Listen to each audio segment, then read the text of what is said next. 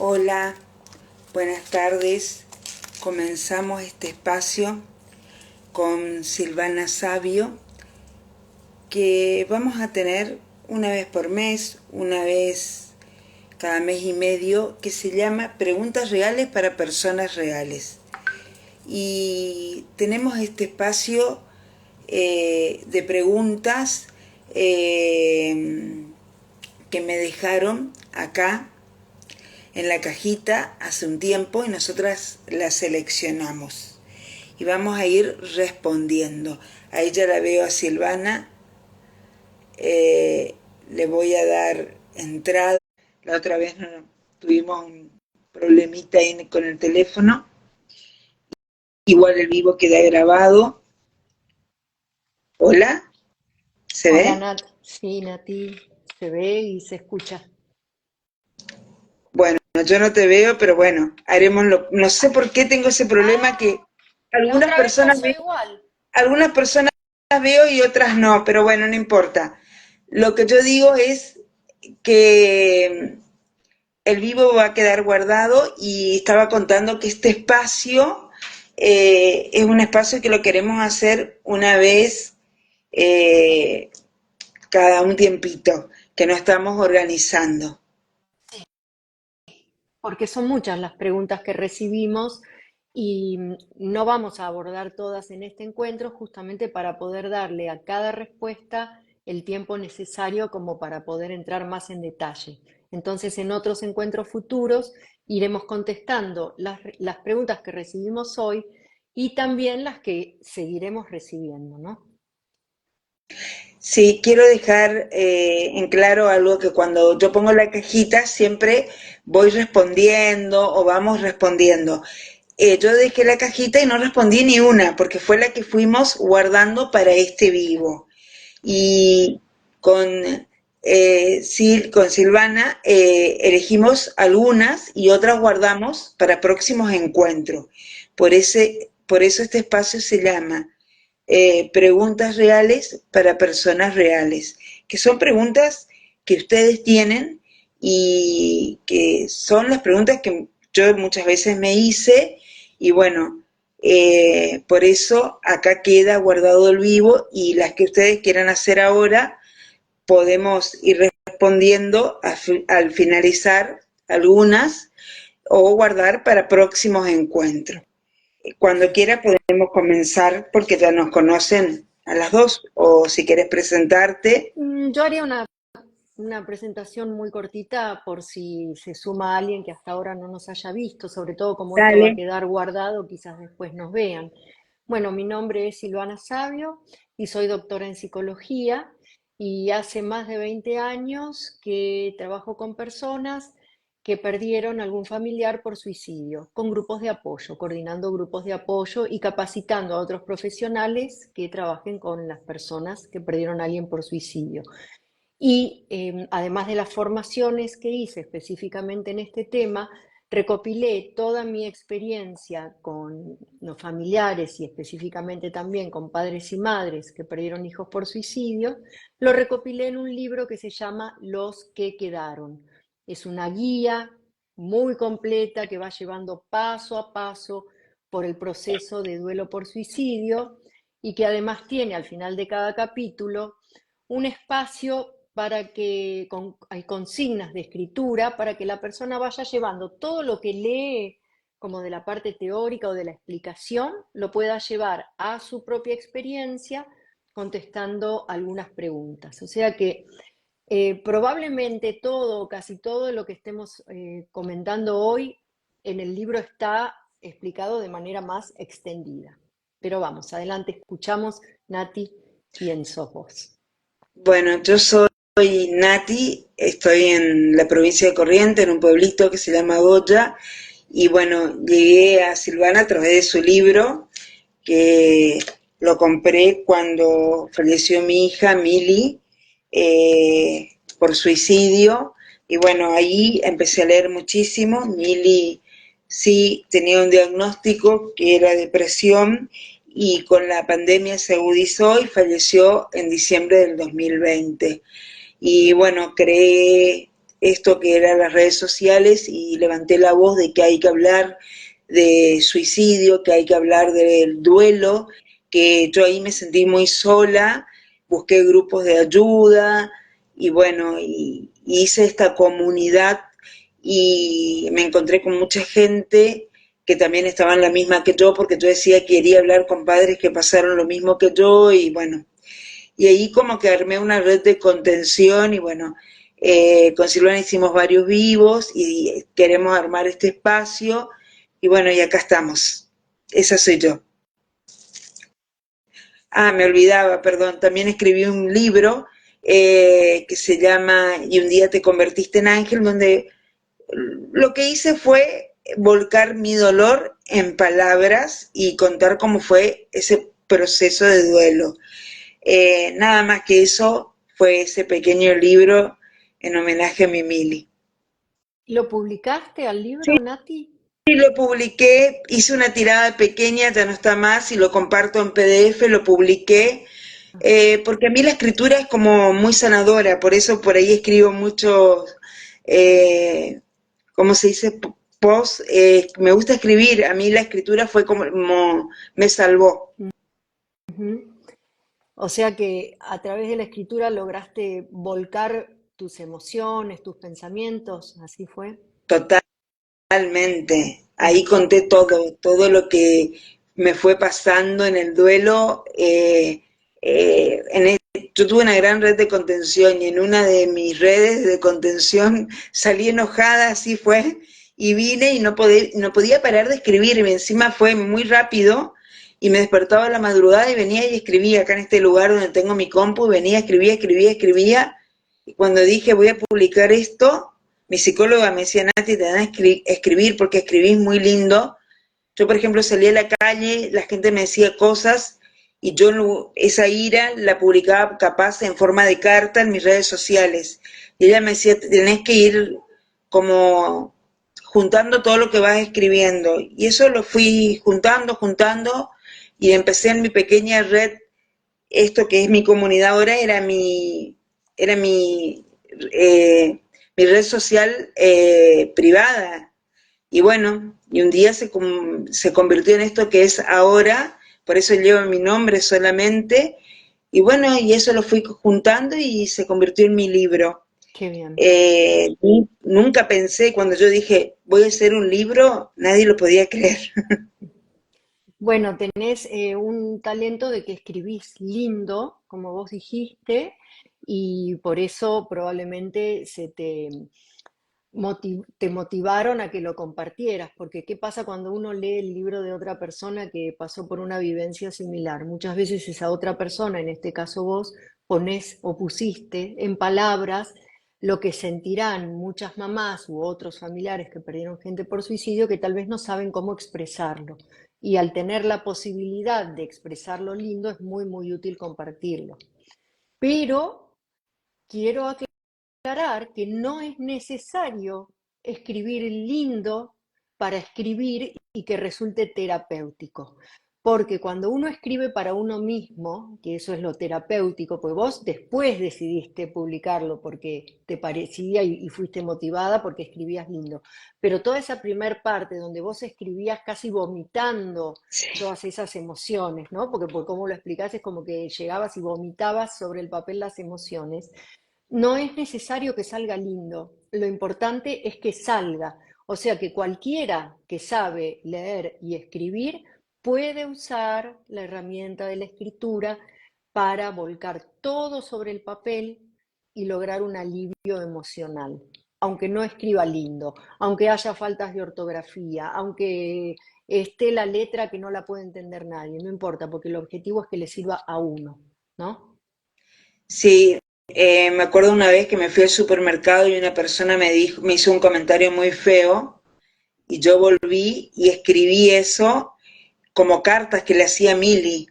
Yo le escribía cartas a ella con lo que la gente me decía, pero cartas amorosas, diciendo, bueno, me fui al supermercado, me pasó esto, o me fui a la florería y me pasó esto, y era como un desahogo. Mm. O por ejemplo, ejemplo, cuando la extrañaba, me acuerdo una vez que yo la extrañaba y puse la canción de Alejandro Sanz, mi persona favorita, y era cartas que yo escribía y en ese momento usaba mucho el Facebook y la publicaba. Sí, era como que necesitaba expresar así, sí, como vomitando todo lo que Mm. yo, sí, era muy terapéutico. Y bueno, fui después juntando todo eso. Cuando Algunas llegan, personas les sí, sale naturalmente, como a vos, de llegar y ponerse a escribir. A otras no les sale tan naturalmente quizás porque nunca lo hizo, no lo practicó o porque cree que no va a estar preparado. Yo los animo a que prueben, que agarren cualquier hoja borrador con cualquier virome que tengan a mano y se pongan a escribir aunque sea unas pocas líneas. Lo importante es tratar de sacar lo que está dentro. Y para el que no les sale naturalmente, o que quiere arrancar pero no sabe por dónde, hay talleres de escritura terapéutica. Los que yo doy son específicamente para la pérdida de un ser querido o específicamente también para el duelo por suicidio, porque yo considero que la herramienta de la escritura terapéutica es, eh, diría, como fundamental para poder atravesar un duelo consciente y reconstructivo. Bueno, cuando quieras empezamos con las preguntas. dale. Bueno, voy a decir que tu libro tiene mucho de eso para escribir y que me sirvió muchísimo. Eh, Vamos a empezar con las preguntas. La primera dice, creo que nunca podré superar el suicidio de mi mamá. Pensaba bonito, me dicen, pero no puedo. ¿Cómo se podría hacer? ¿Cómo se podría hacer? Bueno, creo que que acá ya en la propia pregunta hay algo importante, que es me dicen pensá bonito, ¿no? Ese me dicen lo de lo que es la presión de la gente de afuera, que por ahí tiene una idea de cómo debe ser el duelo y quizás a uno no le está pasando eso, ¿no? Entonces el primer punto sería reconocer las buenas intenciones quizás de la gente y las sugerencias, es que pensá bonito vendrá de personas con buenas intenciones que quieren ver bien a esta persona, pero quizás son ignorantes de lo que es un proceso de duelo. ¿Y qué es un proceso de duelo? Un proceso de duelo es que al principio, y sobre todo en un duelo por suicidio, no se puede pensar bonito. Uno está atravesado por el dolor, primero atravesado por el shock, ¿no? Y por el dolor, entonces no se puede realmente pensar bonito. El tema del paso del tiempo es un tema importante porque duelo es proceso. Proceso quiere decir que se va moviendo, empieza por una etapa de shock, luego se puede ir atravesando distintas tareas que si se hacen, como identificar cuáles son las emociones, validar esas emociones, hacerse todas las preguntas, todos los porqués que surgen específicamente en el duelo por suicidio, poder trabajar lo que es la culpa, ¿no? Todo eso requiere de tareas, porque solo el paso del tiempo difícilmente nos permita avanzar en el proceso de duelo. Poder abordar esas tareas con conciencia permite que se vaya moviendo. Y con el paso del tiempo, y ahora vos nos dirás, Nati, se puede en algún momento ir dejando espacio a emociones que sean un poco más sanadoras, pero no se puede de entrada pensar bonito. No, la verdad que no. Eh, sí, me parece muy fuerte eso que le digan pensá bonito cuando ella está manifestando no podré superar. Y también esa palabra que dicen mucho, hay que superar el duelo. Yo siempre digo que el duelo no se supera, el duelo, no sé si vos coincidís conmigo, el duelo hay que elaborarlo. Para mí el duelo se elabora, no es algo que se supera. Bueno, eso es lo que yo pienso. Vos, que sos la Claro, experta, me dirás, una de las tareas que hay para hacer durante el duelo es integrar la pérdida, que integrarlo es diferente que superarlo, porque superarlo parece que lo que sucedió fuera una piedra en el camino que uno tiene que levantar el pie, pasarle por arriba, superarlo y seguir caminando. Y no, no es así. El duelo por suicidio, el suicidio de un familiar, el suicidio de un hijo cambia la vida para siempre, cambia a la persona para siempre, cambia la identidad de la persona para siempre. Y lo que hay que hacer es integrar esa pérdida, cambiar el vínculo con la persona que partió para poder llevarla con uno en el corazón. Porque si nosotros pensamos tengo que superarlo, como si fuera superar el día que sucedió y eso queda atrás en el tiempo, uno no quiere moverse hacia adelante porque uno no quiere alejarse de ese familiar o de esa hija o hijo que murió. Entonces uno prefiere quedarse estancado pero cerca, ¿no? En cambio, si se puede integrar adentro de uno a esa persona fallecida, uno puede empezar a moverse en la vida hacia adelante con la persona ya, con esa relación dentro de uno. Por eso que coincido con vos en que la palabra superar es una palabra que dificulta el proceso. En cambio, integrar es una palabra que facilita el proceso de duelo. Acá también ponen, coincido, para mí el duelo no se supera, se transita. Y quiero agregar acá, cuando dicen pensá bonito, realmente esa persona que le dice tiene que aprender mucho del acompañamiento. Yo estuve muy acompañada y tuvieron que aprender.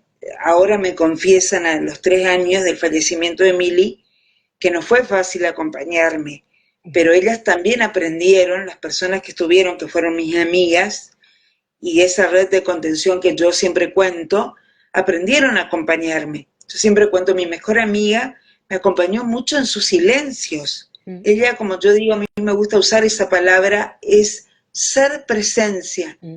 Ella muchas veces no hablaba, me tomaba de la mano, yo hice un post de mi sillón y nos sentábamos en el sillón, me tomaba de la mano y solamente llorábamos. Mm.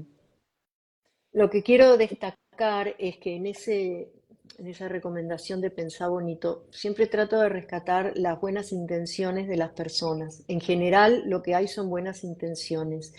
Y tu amiga tenía como esa capacidad empática de darse cuenta de que sentarse en silencio con vos era lo que necesitabas. Pero hay otras personas que realmente quieren ayudar, pero no saben cómo.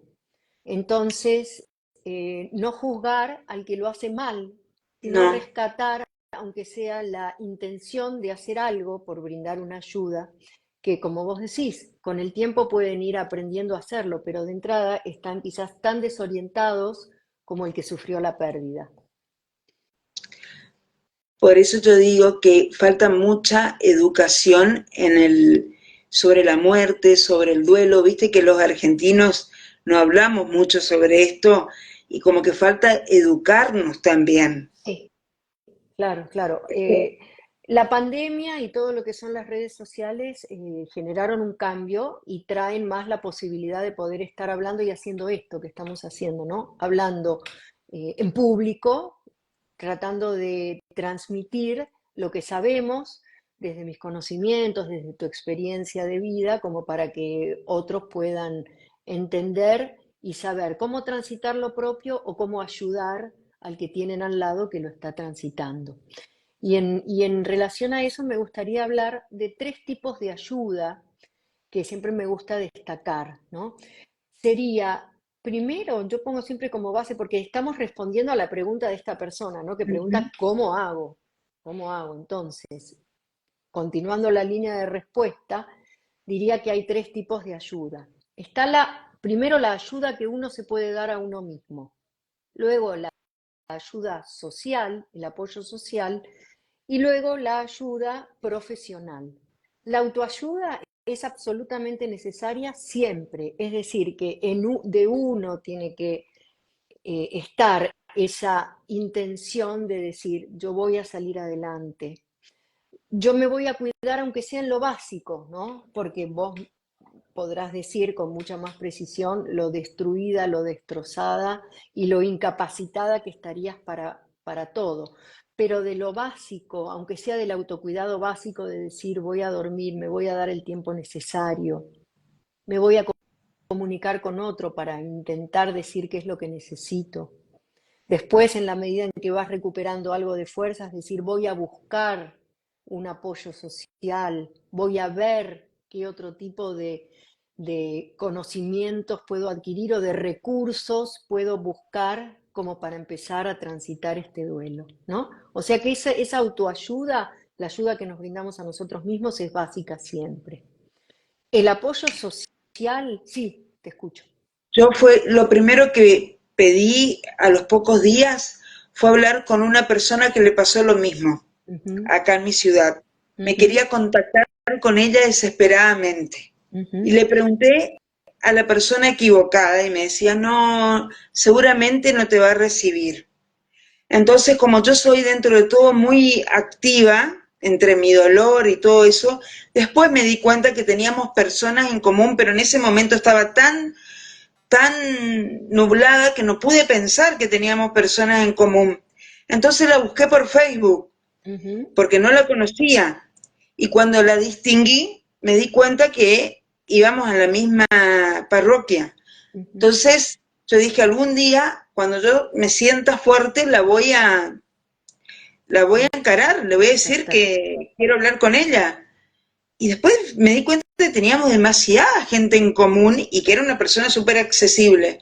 Un día, que no pasó ni un mes, yo estaba bajando cosas en la parroquia y lo cuento en el libro, te juro y me emociono, y ella estaba ahí. Entonces yo le digo, yo soy fulana tal y quiero hablar con vos. Y ella ahí se emocionó y me dijo, bueno, Mm. a la noche te llamo y ella se comunicó. Y por un año fue el único lugar que yo salía los miércoles a tomar el té y después nos hicimos muy, muy amigas. Porque yo sentía Bueno, que era con la persona que hablábamos el mismo idioma. bien, acá es un perfecto ejemplo, Nati, de que empieza por una actitud tuya de autoayudarte, de buscar eso que sentís, que es lo que necesitas, y pasás a la instancia del apoyo social. Esta persona te brindó el apoyo social. El apoyo social a veces se puede contar con la suerte de tener el apoyo social de familiares, a veces no, apoyo social de amigos, a veces no. También está el apoyo social de lo que es un grupo de apoyo, que también son súper valiosos. Son súper valiosos porque los grupos de apoyo, porque estás con otra gente que pasó por vivencias similares y están en distintas etapas. Y entonces también se puede ver y se puede escuchar cómo personas que ya están más avanzados en su proceso de duelo, qué recursos utilizaron, qué camino recorrieron, y el hecho de ver que probablemente están mejor que como uno está, ya eso brinde mucha esperanza, porque en un primer momento probablemente se piense que uno nunca va a poder salir de ese dolor tan tremendo. Y el hecho de ver que otras personas, con el paso del tiempo y haciendo tareas conscientes, sí pudieron avanzar en el proceso, es esperanzador. Ahora, muchas veces, aún con la ayuda que uno se brinda a sí mismo y aún con el apoyo social y los grupos de apoyo, no resulta suficiente o el duelo puede traer ciertas complicaciones y es necesario recurrir a una ayuda profesional. A veces la ayuda profesional es una ayuda médica porque se requiera de algún tipo de medicación temporal, lo cual no hay que descartarlo de entrada porque en general hay cierto ser reacio a decir no, no quiero tomar medicación porque no quiero, yo quiero realmente poder avanzar conscientemente con el duelo. Pero hay veces donde el dolor llega a puntos tan extremos que es necesario recurrir a alguna ayuda, que siempre hay que pensar que es una ayuda temporaria para poder hacer frente al momento que se está pasando y que luego se retirará.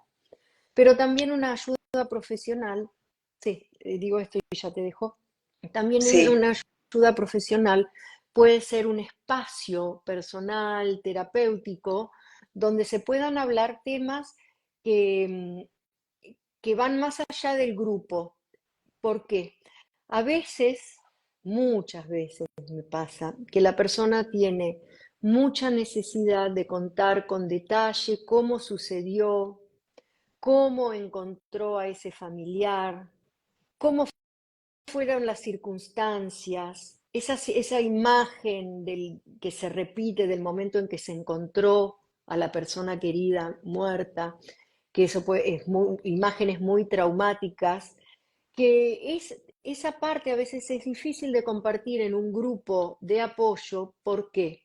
Porque hay gente que está ya intentando desensibilizarse de su propia imagen traumática, y una persona que ingresa al grupo con esa gran necesidad de compartir, porque es absolutamente necesario hablarlo, poder expresarlo, sacarlo, decirlo y describirlo, pero a veces el grupo no es el mejor lugar porque otras personas se resensibilizan al escuchar algo tan doloroso, vuelven a llevarlo a su propia vivencia y a veces sirve como una marcha atrás.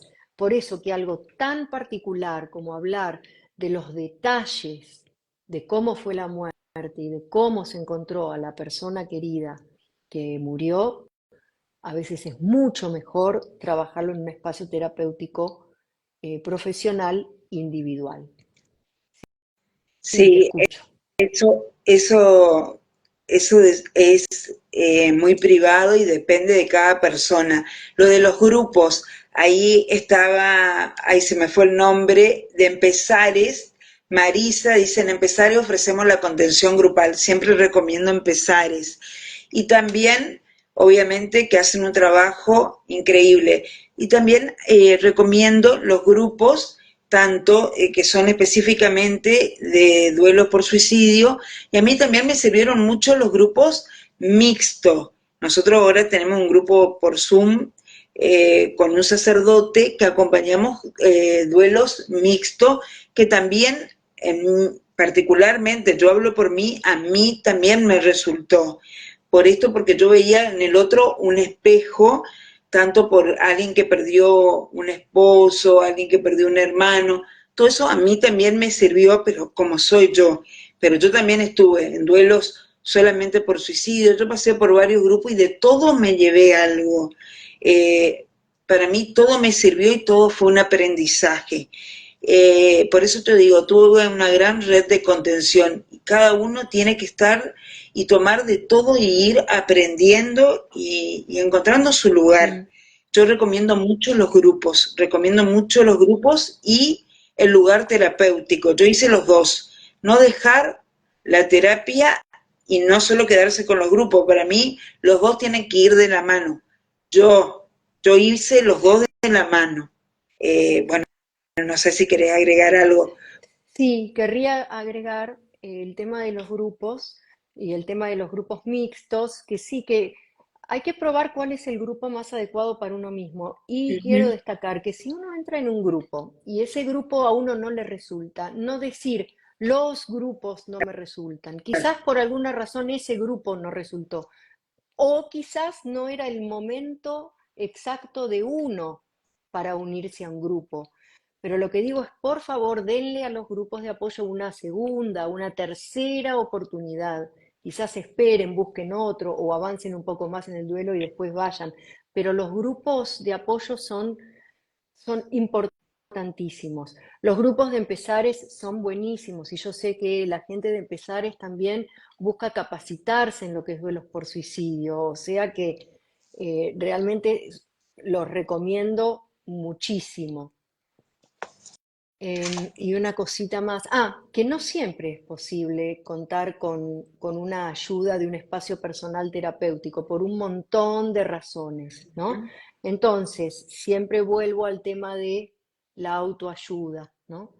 Un montón de cosas que uno quizás no puede compartir o siente que no puede compartir en el grupo, vuélquenlo sobre el papel escribiendo, ¿no? Escribiendo es también un excelente receptor. El papel escucha, es un excelente escuchador de lo que uno va volcando, ¿eh? No desestimar lo que es la propia ayuda que uno se puede brindar. Incluso si uno va a los grupos, después seguir ayudándose entre sesiones de grupos, seguir ayudándose a uno mismo, identificando qué es lo que me hace bien a mi salud, no solamente a la salud mental, sino a la salud física, que está tan relacionada con la salud mental, el descanso, la alimentación, el salir afuera a caminar y airearse, todo eso, esas cosas que estoy mencionando son temas de autoayuda que también tienen un valor importante mientras el tiempo también va transcurriendo. y esa autoayuda por ahí te hace ver a alguien de afuera. Yo por ahí al principio no tenía el autocuidado porque capaz no me daba cuenta que no comía, qué sé yo, y venía mi amiga y me decía, Nati, comé, Nati, te hago algo, o a mí, a mi familia, a mi esposo, alguien de afuera, viste, que pasa el tiempo y vos estás en shock, y bueno, ahí están esa ayuda que te pueden dar esas personas. Me acuerdo que el actor Benjamín Vicuña decía en su libro, a mí me traían nos compraban las cosas del súper y esa era la ayuda que nosotros necesitábamos. Y a mí me pasaba lo mismo, porque yo no quería salir a la calle, porque a mí me agarró como esa fobia de que me iban a mirar, esto es un pueblo y todos me conocen, entonces con que mi amiga se vaya y me compre las cosas, a nosotros nos ayudaba un montón. Claro. Eh, Y bueno, ahí estás mencionando algo muy importante. Siempre recordemos que estamos respondiendo a la pregunta de cómo puedo hacer, ¿no? sí, Y algo particular del duelo por suicidio es este tabú sobre el suicidio. Entonces, ese apoyo social que en otro tipo de muertes, por ahí la persona la recibe de manera espontánea, ¿no? Como que todos se acercan a intentar ayudar y brindar algo para ayudar a la persona. En el caso del duelo por suicidio, eso no sucede así espontáneamente. En muchos casos la gente hasta se aleja, ¿no? O está el tabú de que se van a alejar, que es lo que a vos te pasaba. Voy a salir al supermercado y qué van a pensar de mí, qué van a decir, ¿no? Entonces, ese apoyo social que se recibe espontáneamente con otro tipo de duelo no sucede tan así en el caso del duelo por suicidio. bueno, vamos a otra, Vamos porque a la que pasa el sigue. tiempo y Sí. nos entusiasmamos. Esta me parece súper importante. Vi a mis padres desmoronarse día a día en la negación y en otros mecanismos poco saludables. ¿Cómo ayudo? Bueno, acá tenemos entonces la pregunta de una hermana. Entonces, es decir, es una hermana que está haciendo su propio duelo, porque dice, vi a mis padres desmoronarse. O sea que es una hermana haciendo su propio duelo que quiere ayudar a sus padres, ¿no?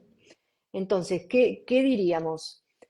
Primero acá destacamos que la experiencia, si bien el dolor no lo estamos comparando, que la experiencia de perder un hijo, es decir, la experiencia de padre y una madre que pierden un hijo, es una experiencia diferente.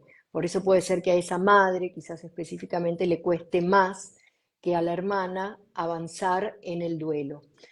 Pero corremos un riesgo, que es que la hermana se sienta responsable del duelo de sus padres, ¿no?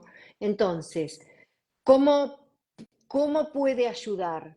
Y de la misma forma que se ayuda a ella buscando ayuda, interiorizándose sobre cómo es el duelo, eh, todos los procesos de autoayuda, mostrarle a los padres que deben hacer lo mismo, pero no asumir la responsabilidad del duelo. Ahora, ¿cuáles pueden ser los mecanismos cero saludables? Por ejemplo, evadirse en la bebida, evadirse con las drogas, encerrarse en la casa y no querer comer, no querer alimentarse, no querer salir, no querer ver a nadie. Esos son mecanismos de defensa que no son saludables, ¿no? Entonces, una cosa es retraerse, intentar salir del estado de shock, estar desorientado, y darse un tiempo para avanzar en esa parte del proceso. Y otra cosa son estos otros mecanismos que ya atentan contra la salud hasta física de la persona. ¿Cómo puedo ayudar al otro?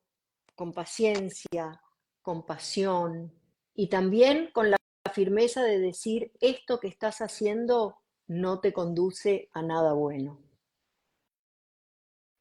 Sí, me Ese, parece súper importante, sí, perdón, me parece súper importante eso que decís, que por ahí los hijos toman roles que no le corresponden, en el sentido de que lo hacen obviamente desde el amor, pero ahí claro. están los padres, por ejemplo, que tenemos que darnos cuenta. Una de las cosas que a mí me hizo reaccionar fue mi hijo. que al principio quiso ser padre de sus padres. Ujú. Y ahí fue cuando yo dije, no, yo me tengo que levantar de la cama, tengo que pararme de acá y decir que no quiero que Juan diga, mi mamá se murió con Mili, o Claro, esta casa se cerró el día que Mili murió. Y claro. fue una de las cosas que a mí me hizo reaccionar. Ujú.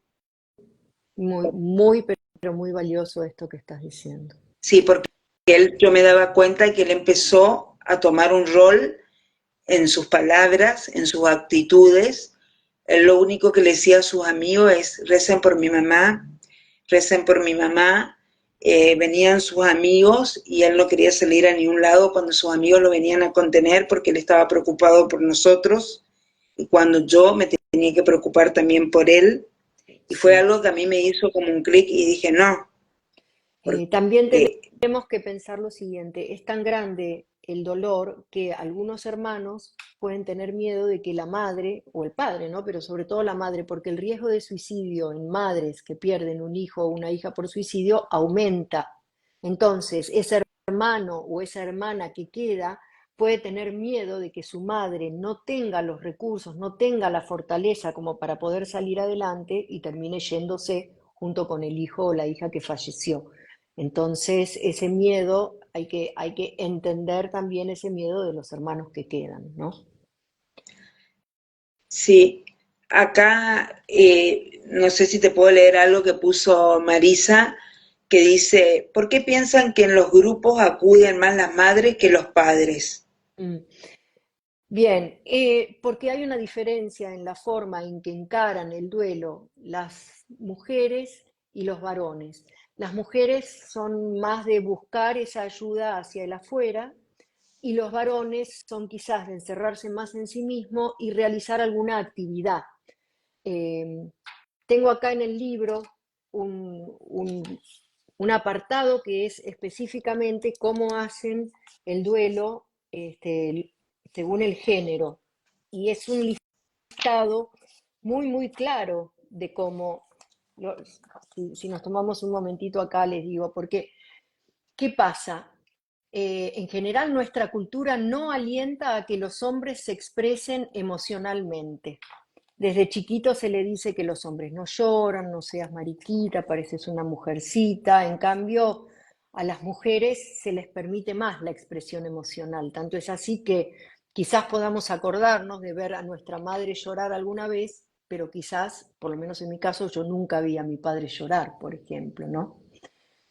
Las mujeres suelen preferir compartir sus sentimientos con otras personas y los hombres suelen preferir pasar tiempo consigo mismos. Recuerden que son generalidades, ¿no? Puede haber eh, excepciones. Ujú. El dolor de las mujeres se conecta más con el recuerdo de del pasado, entonces necesitan mucho estar hablando de cómo eran las cosas cuando la persona estaba viva. El hombre se conecta más con planes a futuro, entonces puede quizás meterse en alguna actividad propia, por ejemplo, ir a decir me voy a lavar el auto, me meto en el garaje a arreglar algo, me voy a pescar, y uno puede decir, pero ¿cómo estamos en esta situación y se va a pescar? En ese irse a pescar es un modo de silencio y soledad y contactarse consigo mismo, cuando la mujer por ahí lo que necesita es buscar en el afuera, en el grupo, una ayuda. Por esa razón, por esas razones entonces, porque hay una forma diferente de llevar adelante el duelo y porque las mujeres tienen más habilitada la expresión emocional que los varones, es que suele haber más, más mujeres en el grupo de apoyo que varones. Ojalá eso se vaya modificando. Es muy importante entender esta diferencia en el duelo, porque en un matrimonio, si no, se pueden estar echando estas culpas de decir, pero ¿cómo lloras tanto? ¿Cómo te pasas todo el día en la cama? Le puede decir el marido a la mujer. Y me paso todo el día en la cama llorando porque es lo que necesito en este momento. Y la mujer le puede recriminar, ¿cómo te vas a pescar en estas circunstancias? Y se va a pescar porque es lo que es su forma de procesar el duelo en ese momento.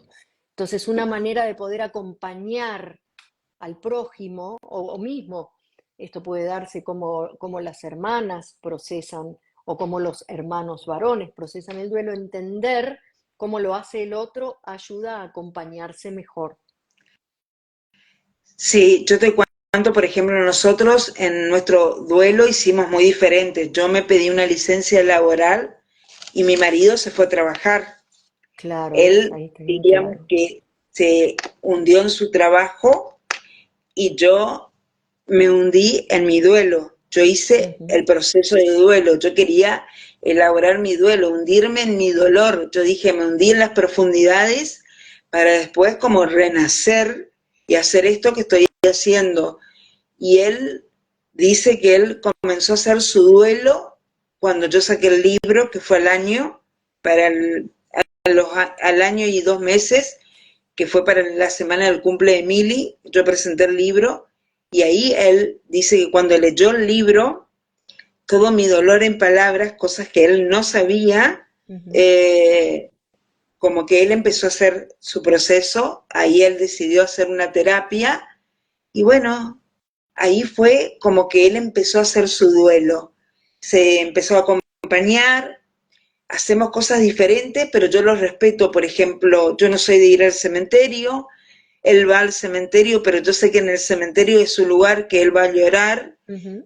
o iba, y yo, por ejemplo, soy más capaz de irme a la misa o hacer esto, y yo en esto la honro a Mili, o en los grupos donde yo hablo de Mili, eh, o hablaba, ahí es donde yo me encontraba, y cada cual, en el duelo, en el matrimonio, cada uno hace lo que puede y hace distinto. Y a Y veces después, a distinto momento, porque ¿qué sí, pasa? Si a veces uno de la pareja o de la familia es el que trata de mantenerse más firme para ser el sostén de los demás. Entonces, en el caso quizás en el caso de tu marido, él no se haya contactado tanto consigo mismo para poder mantenerse como una columna firme mientras vos hacías tu duelo, mientras los chicos hacían su duelo, y al año, cuando ya vos habías adquirido cierta firmeza, él se permite empezar entonces con su duelo. Pero eso es un mecanismo como muy útil de una familia funcional o de una pareja funcional. sí, fue así. Yo creo que él fue como que me sostuvo a que yo pueda hundirme Ujú. y después él pudo hacer su duelo y bueno, y algo muy importante fue que desde el principio yo le pregunté si él me echaba alguna culpa, si tenía, y él me dijo que no. Y yo siempre digo, si esto no nos separó, creo que fue lo que más nos unió. Y esto es muy importante dejar este mensaje, porque este tipo de muerte o te separa o te une, para mí, porque yo ahora me siento mucho más unida a él y a mi hijo.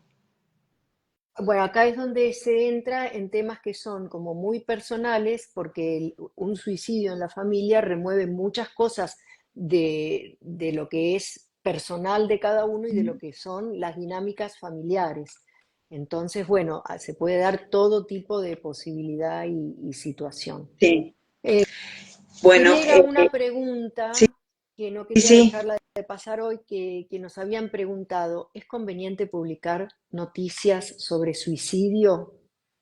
Y acá que nosotros habíamos conversado de esto antes, Nati, y sí, habíamos dicho, y depende de cómo se aborda la noticia y cuál es el objetivo de la comunicación, ¿no es cierto? Porque decimos, sí, es conveniente publicar noticias cuando buscamos visibilizar que el suicidio es algo que sucede y que es algo que sucede en todas las comunidades, en todos los niveles culturales, sociales y económicos. Entonces sí, sirve publicar la noticia para visibilizarlo, porque si no es como que seguimos tapándolo debajo de la alfombra.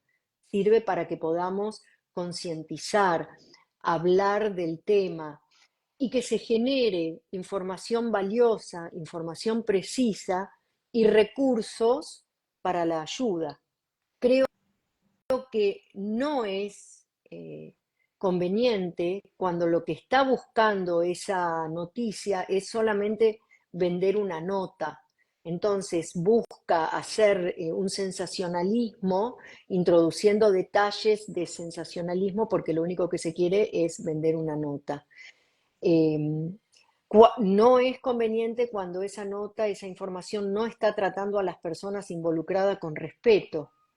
No es conveniente si no se brinda información precisa y cierta.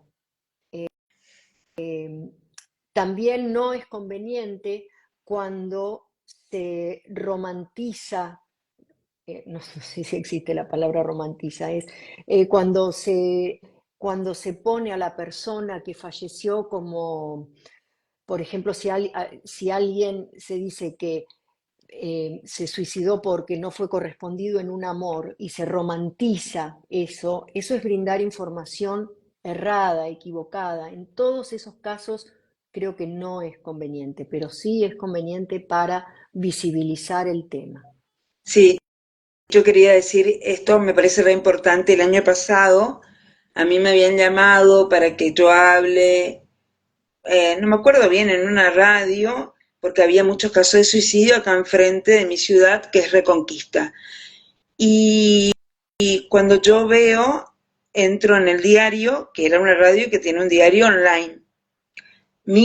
Miro y habían puesto la forma, habían puesto la foto, habían puesto la foto de la casa, la dirección, el parentesco. Entonces yo le llamo al pseudo periodista, porque no es ni periodista, le digo, no, escúchame, yo no voy a salir a hablar de nada, porque no se hace esto. Hablar de suicidio se habla con responsabilidad, no se da estos datos.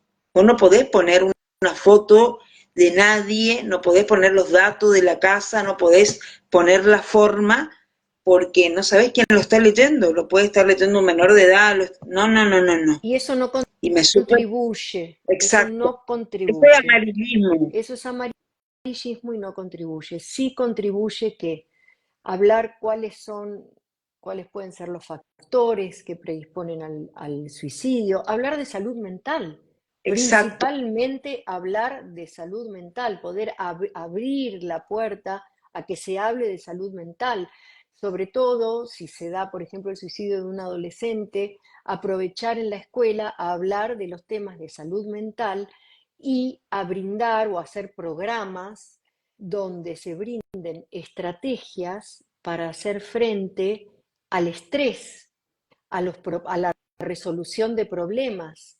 Entonces, para eso sí sirve hablar de suicidio, para poder abrir la conversación a ese tipo de temas que brinda recursos, que ayudan a la comunidad. Te quiero decir algo. ¿Vos sabés que en la escuela no quieren hablar de eso? Acá, en Goya, acá en Corrientes, no quieren hablar de prevención, no quieren nombrar la palabra. Ujú. Bueno, pero es una realidad que sucede.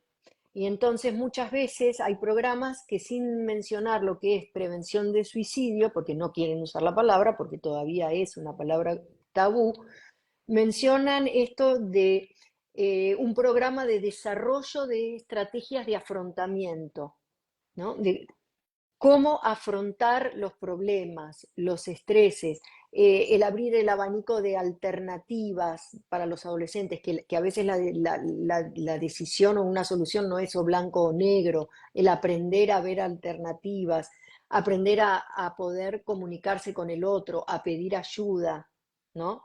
Pero perdóname si yo creo que lo hablé esto con vos. Si pasa en un colegio con un compañero, ¿cómo contenés al grupo? Es necesario hablar porque el grupo necesita que se hable. Sí.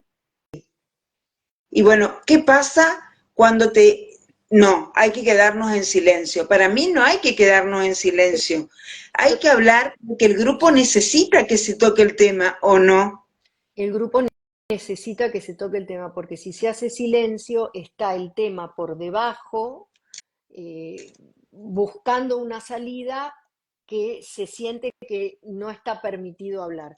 Pero a veces el silencio de los mayores viene por ignorancia, por no saber qué hacer, por no saber qué decir.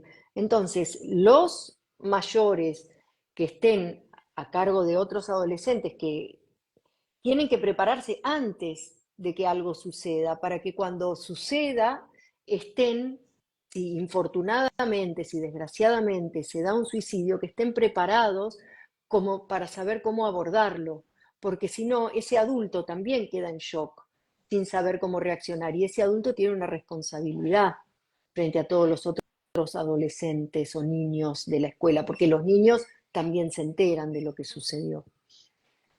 Acá pone Cris, dice, a las escuelas le da miedo y cuando lo hacen, aun cuando es desde el amor, no siempre lo hacen de la mejor manera. Falta mucha información. A veces quienes quieren silenciar el tema son los papás de los chicos. Bueno, en este caso que estoy hablando con conocimiento de causa es desde la dirección. Pero bueno, ¿tenemos tiempo para otra pregunta? Yo creo que sí, sí, Bueno, sí. y vamos con esta que dice, ¿cuáles son los signos de alerta de un mal duelo? Bueno, para darnos cuenta cuáles son los signos de alerta de un mal duelo, primero necesitaríamos saber cuáles son los signos de un duelo normal, ¿no? Y si vemos que se aparta, que hay síntomas que se apartan de lo que es un duelo normal, entonces ahí estamos frente a lo que sería un mal duelo o un duelo complicado. Lo solemos llamar un duelo complicado, porque ¿qué serían las características de un duelo por suicidio normal? La culpa, el estigma, quizás la vergüenza, la dificultad para aceptar de que fue un suicidio, dificultad para recibir esa ayuda del entorno que decíamos, ¿no? Que en otros casos se recibe más espontáneamente. Normal también en un duelo por suicidio es esa deseos de unirse a quien murió y sobre todo las interminables preguntas del por qué, por qué, por qué lo hiciste, por qué no me pediste más ayuda, por qué no pude ayudar más, ¿no? Entonces, todas esas características son normales en un duelo por suicidio. Pero un duelo es un proceso. ¿Y qué quiere decir proceso? Siempre hago hincapié. El proceso es algo que va avanzando más rápidamente o más lentamente, pero tiene que haber una progresión que se va moviendo. Cuando pasa el tiempo, ¿cuánto tiempo? Uno preguntará. Y habrá que ver, distintos son los casos. Cuando pasan los meses, cuando pasan hasta los años y el dolor no disminuye, cuando no disminuye la culpa, sino que al contrario, hasta aumenta, cuando no va disminuyendo ese anhelo intenso de unirse a la otra persona, cuando el aislamiento del resto de la comunidad se hace cada vez más notorio, ¿Mm? es decir, la persona está cada vez más sola. Cuando hay un vacío y una falta total de sentido y motivación por seguir estando en la vida o por seguir haciendo algo con la vida. Cuando hay una gran pérdida del interés en la vida y una pérdida de ganas de planificar un futuro. En todos esos casos estamos ante un duelo complicado, que ya digo, esas características en un comienzo son normales, pero si se prolongan en el tiempo y no se puede ir avanzando, con ir logrando hacer las tareas para poder ir avanzando con el proceso, entonces estamos ante un duelo complicado. Sí, Y, entiendo. y acá nuevamente, con algo que vos dijiste, a veces es el afuera el que se da cuenta de que el duelo es complicado, porque la persona que está sumida en ese duelo complicado puede estar tan ensimismada en el dolor y en esa pérdida de interés que no se da cuenta. Y es el afuera el que le puede llamar la atención de decir, acá hay algo que no están dando bien. ¿Y eso cuánto tiempo más o menos es lo que te tiene que llamar la atención de que es un duelo complicado? ¿Cuánto tiempo más o menos es la duración de decir, no, esto no puede seguir así? Eh, yo diría que lo que hay que ver es si hay algún tipo de movimiento gradual, si hay algo parado, bloqueado, y esto no puede seguir así, porque si una persona va avanzando lentamente, pero va avanzando, bueno, es su tiempo. Lo que hay que poner atención es a que se vaya avanzando y a que no esté este, paralizado. Incluso el propio dolor es algo que puede marcar a una persona de decir, ya el tiempo va pasando, mi dolor no cede como yo querría y ya no lo puedo tolerar más. Entonces es momento de buscar otro tipo de ayuda, porque en el duelo normal, un duelo normal se puede transitar con la ayuda propia y la ayuda del entorno.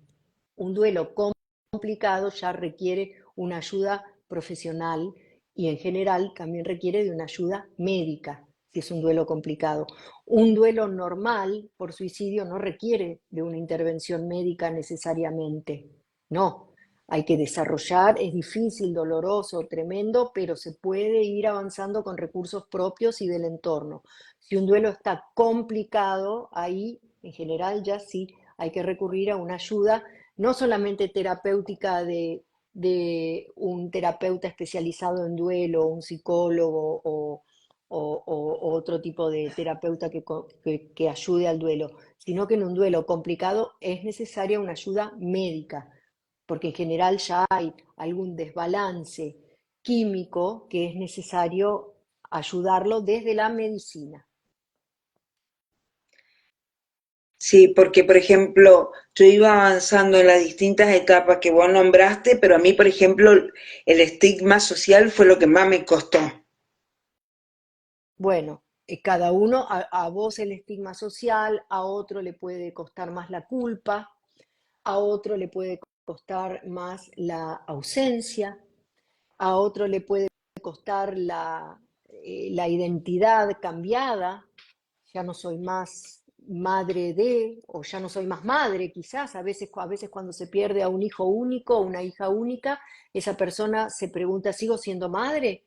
Y entonces quizás le cuesta más avanzar por ese hecho. O sea que cada uno va a tener su propio desafío en el proceso de duelo. El tema es que se pueda ir avanzando.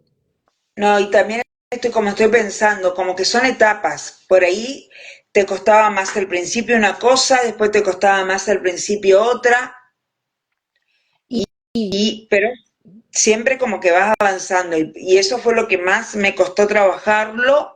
Y por momentos como por ahí que te vuelve por etapas, ¿viste? sí, Pero bueno, siempre hay que porque trabajar. no es lineal, porque no es lineal. Exacto. Uno cree que ya superó algo y después se vuelve para atrás con esto.